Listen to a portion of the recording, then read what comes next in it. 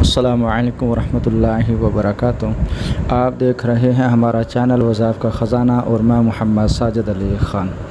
दोस्तों, आज का जो वज़ीफ़ा मैं आपको बताना चाहता हूँ वो ये है, अगर किसी बंदे का जिस्मानी कमज़ोरी की वजह से या वैसे ही बाज़ दफ़ा जिस्म कांपना शुरू हो जाता है, या बाज़ दफ़ा ऐसा होता है, अमूमन होता तो ऐसे ही है, बीमारी की वजह से ही जिस्म कांपता है।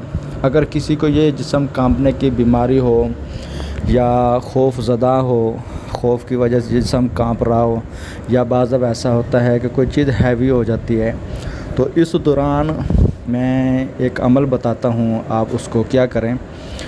अगर हो सके तो रोज़ाना हर नमाज के बाद या बाइसू को 33 मरतबा पढ़ लिया करें।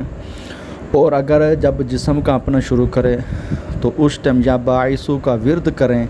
इंशाअल्लाह अल्लाह तबारक व तआला के फ़ज़ल करम से जो जिस्म कांप रहा है वो ख़त्म हो जाएगा। अस्सलामु अलैकुम वरहमतुल्लाहि वबरकातुहू।